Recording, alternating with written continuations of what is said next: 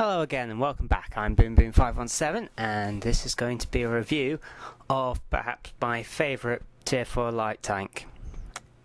Yes, you can see it on the screen. Yes, I am not being a troll cat. No, this is literally my favourite tier 4 light tank. And a lot of you out there are going to go, what the... You get the picture. And you would be surprised at how well this tank actually plays. Well, I say how well, I mean how fun it is. Because I'm not going to even argue that this tank has poor stats. Hell, it's got poor stats compared to a heavy. Which is basically what you play it as. I'm not going to lie. I only ever use HE rounds. But let's get started on this review. Okay. We will go into our armor view mode and we'll view the armor available. Now, the top turret has 80mm of armor, like so. On this great big block at the front and the front of this bit here. And against a 75mm gun, it's quite effective. Most of the 75s you'll see at tier 4 won't be able to penetrate, and even the 75s at tier 5 are going to struggle. Just look at that, 159, 65-degree angle. You're going to struggle to penetrate that. You can't penetrate that with an L70. Now, your front armour is a lie. I'll tell you that now. See this area here? That is your 70mm region, your lower front armour.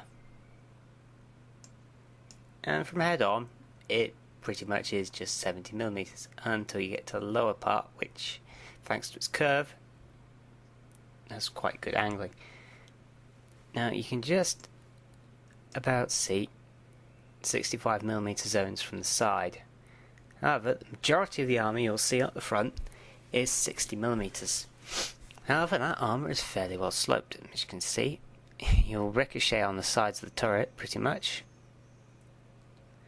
Except for this upper bit here, but that's effective 100 over. So it's not bad. And you saw that 120 a second ago. 140 over here. Effective armour. And there's just ricochet zones everywhere on this. And even around the commander's hatch, you're still getting 70 to 80 effective armour. It's not bad. And even then, the little machine gun here, yeah, that's got 100 points over. You've got some small 45 zones here and here. But you're not going to hit them very often from the front. You've got some 40mm armour down the bottom and just over the top bit here. It's a small area to aim at, not particularly easy to hit, and you see nothing below that.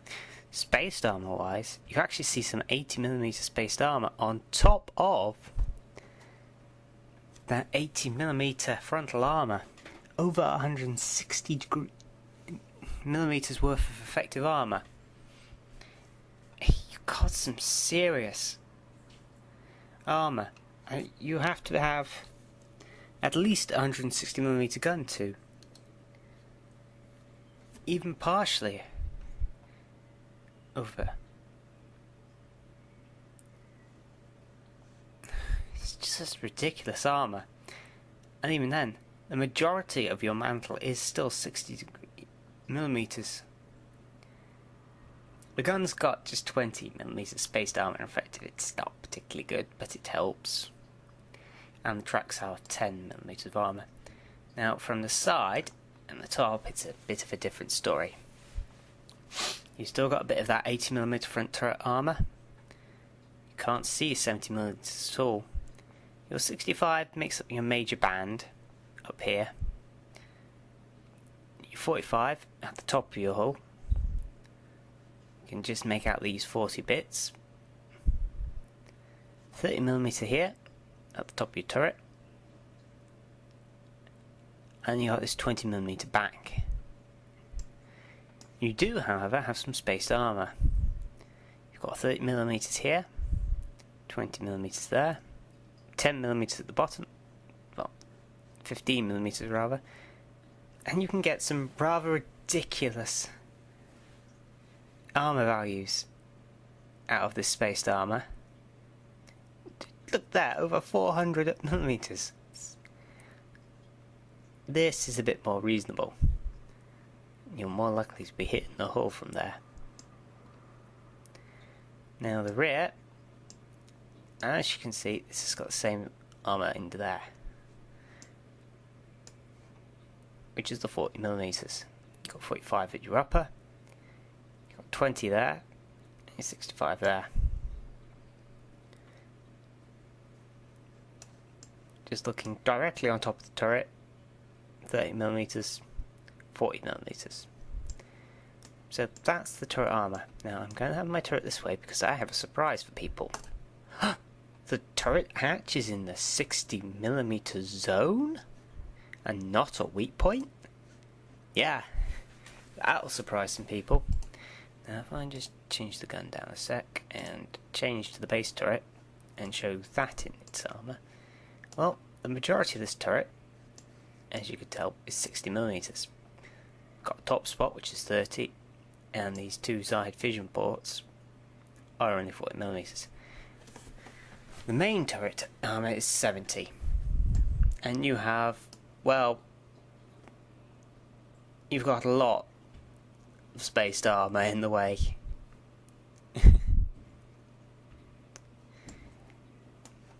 With that gun, and slightly more with that gun. But anyway, back to the top turret. Nice, not particularly fast traverse rate on that turret, as you can see, and you're going to see even more so when I go and show you its stat line. Now this is just comparing it to light tanks in general, and you can see across the board there's a very large amount of red. Surprisingly, it's got more penetration than most light tanks using HE ammo. But then again, most light tanks don't use howitzers. If I just turn to the AP ammo for a sec, you can see it does better than most. Anyway, however, you always want to be using HE ammo because, well, let's face it, the armor penetration on the gun is not good enough.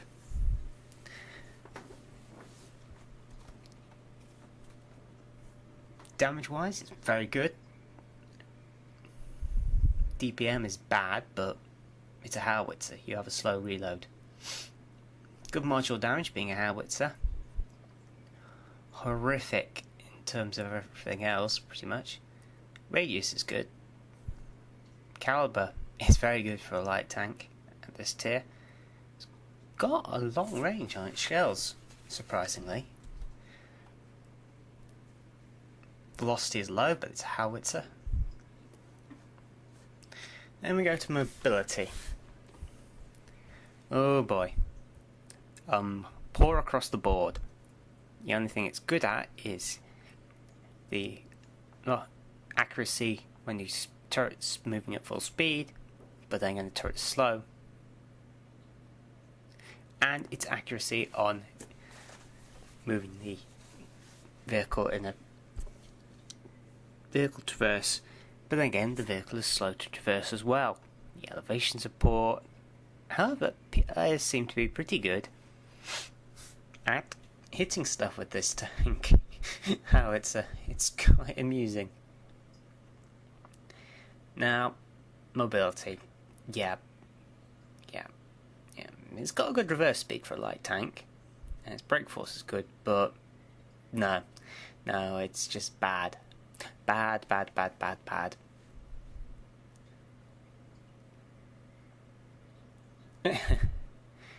That's downhill. You'll only ever see that downhill. You won't see it on the flat at all. Survivability. Health. There's actually light tanks with more hit points.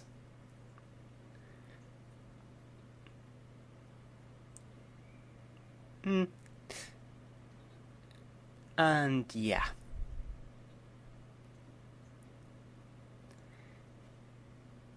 It's not particularly good in the module armour. The gun's got good points, and its armour is absolutely fantastic.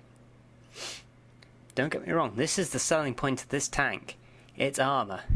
It can bounce shots like the boss. It's not particularly good at scouting, and its matchmaking weight, unfortunately, is full. Unfortunately, it does encounter tier 6 tanks, at which point it gets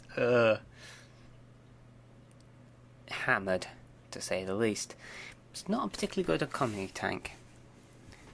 Although, it seems players managed to make money in it, somehow. Well, its operational costs are good in general, but this is primarily due to you not firing many more than a few shots. That's just miscellaneous stuff. Now, let's compare it. We won't compare it to any of the light tanks that are mainly speed-based, which means stuff like the A20, the T50, the Stuarts, but we will compare it to its counterparts, which are the pseudo-heavies. This starts off with the Valentine. Now, immediately you can see that it performs pretty much the same to the Valentine with its top gun. It's got higher damage per minute, it's got better reload time, and better rate of fire, in addition to a higher ammo capacity. However, its shell velocity is lower, and it seems that people manage to perform better with the Valentine's gun somehow. Maneuverability wise, it's pretty much the same as when you see the standard. However, it's got a better aftershot than the Valentine with howitzer.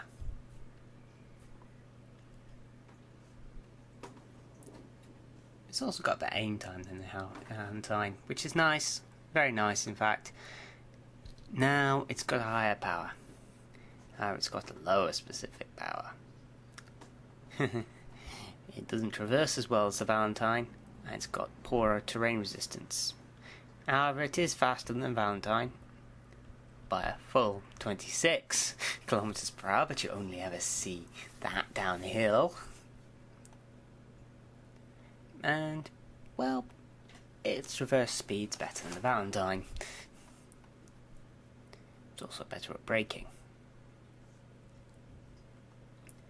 Now, survivability. It's pretty much worse off than the Valentine in most respects. It's got less health. In general, most of its modules have less health, except for its radio, which has got more. However, it's in the armour department that it pretty much exceeds the Valentine. It's got more frontal and side armour. Its rear armour is less, so you're more vulnerable to flanking. Now, your turret frontal is better, but your turret rear is worse, but only by 5 points. It tracks the same. Your gun has less armour, but you've got more chance of catching fire than the Valentine. However, it's got better live stats. Scoutability, it's pretty much worse than the Valentine overall, except that people seem to do better in it somehow with the average assists. Battle, it's got the same matchmaking as the Valentine. People seem to win more in the AMX40, somehow. Economy wise, shell price is cheaper, as is its damage per price. Its repair costs at maximum are cheaper, and people seem to do alright in it. Okay, that's everything I can show you in Tank Inspector. I will be pausing a sec in order to switch over to the World of Tanks so I can show you my stats and the tanks research. See you in a sec. Okay, we're back, and this is the AMX40 in World of Tanks. Looks quite nice, doesn't it? But anyway, I haven't fully researched it, but I've researched it to the point where I have all the modules except the AMX. But that doesn't matter. Now, modules that carry over, as you can see, aren't very many. You get the top radio, and you get both the 47mm guns. But that's it. You've got to research the top engine, and you've got to research the top turret and tracks. Now, I can just mount that, and mount the turret, and the tracks. You need the second tracks to mount the top turret. The engine's fine.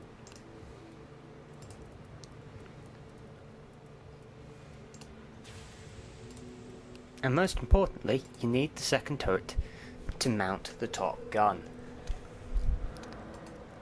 So whatever. Now, you research the tracks first, which costs you 1025 XP. It's perfectly plausible to free XP them. In fact, I encourage it on a tier 4 tank. Once you have a few tier 6 running around, 1000 XP is just a day's worth of play, pretty much. Top radio you can mount straight away. Top engine, it can be free XP'd off the bat. It's so easy at 400, and it does make a difference. It really does. You would be surprised how much that 40 horsepower makes on this tank's mobility. You really will. But after you've done that, the research cost on the turret can be freed as well. It's not an expensive tank to free XP up to this point. And once you've got that top turret, you're pretty much looking dandy. And the top gun as well is very cheap to research, 800. You can free XP all the modules on this tank, and quite happily. It's just you need to research the AMX, and you play for this. There's no point doing otherwise. And of course, from the AMX, you get all these lovely light tanks, and then these not so lovely medium tanks from what I've heard. Go to service record now. No. Down here. To statistics to vehicles. AMX40 should be... There we go. Now, I've only played 29 battles in this tank, and I've got a victory rate of over 50%. Which is not bad, surviving around a quarter of my battles as well. I'm hitting with, well, nearly 60% of my shots. My damage ratio, not so good. Yes, I'm using a howitzer. A howitzer with only 175 damage. It's not that bad. No, it's not that good either. I'm not destroying many vehicles. But what I am doing is doing lots and lots of module damage and kill crews. Crew kills.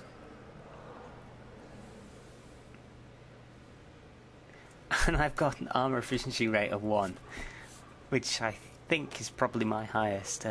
What else do I have that has a lot of armor?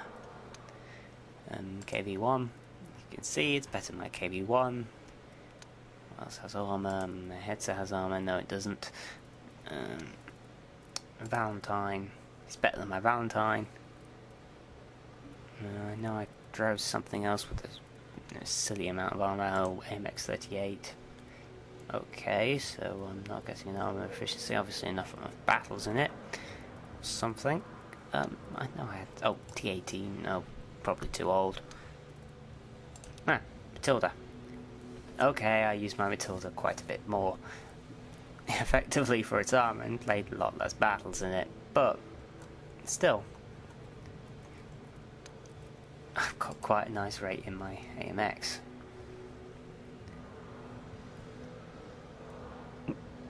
damage caused to enemy vehicles is low, as you can see, and my damage received, on average, is alright. I'm not doing a lot of damage, but I'm doing quite a bit of assist damage on average. And I'm making my way in my teams. Hell, I've even managed to save the team from several tier 6s before now in this tank. Primarily because they didn't see me, and I kept taking out their tracks. Now, my spot ratio is alright. My destroyed ratio is terrible. I've gained 416 in one battle. It's not bad. Honest. And I've actually dealt quite a bit of damage. That was in a tier 4 match. I've never destroyed more than one vehicle. But this vehicle, you don't destroy vehicles. You splat them with lots and lots of, well, module damage. Oh, I actually got a nice Master Connor combo with it. Surprisingly. And Sharpshooter as well. Which is even more surprising considering the terrible, terrible accuracy on the Top Gun. In fact, I probably got those before I mounted the Top Gun.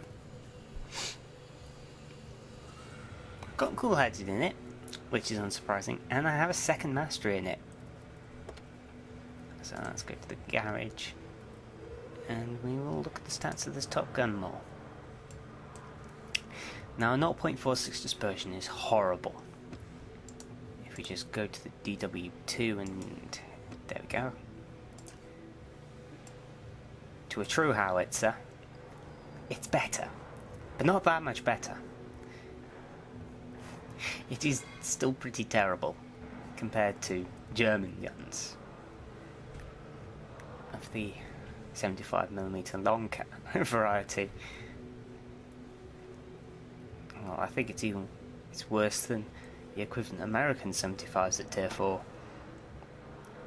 Damage, it looks a lot like a 75mm to be honest, at tier 4. Got the same average penetration as the German gun, which is the true howitzer. Slower rate of fire. It's got more penetration, but still you never find it to be enough. It's just, you bounce, and then you get so fed up that you simply switch to HE. Aim time is a little worse than the German gun, and it weighs a lot more. Right. Well, that's going to be it for this. I'm just going to show you some quick squibbling around. I like the spanner. I do like the spanner. And I will bring you the next part, which will show you some battles in this tank. And you should be quite pleased with them. Well, they should be funny at any rate. So I'm BoomBoo517. Thank you for watching. Signing off.